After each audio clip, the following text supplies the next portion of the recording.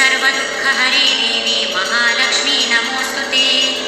सिद्धिबुद्धिप्रदे देवी मुक्तिमुक्तिप्रदायिनी मन्त्रमूर्ते सदा देवी महालक्ष्मी नमोऽस्तुते। आद्यन्तरहिते देवी आद्यशक्ति महेश्वरी योगज्ञे योगसम्भूते महालक्ष्मी नमोऽस्तुते।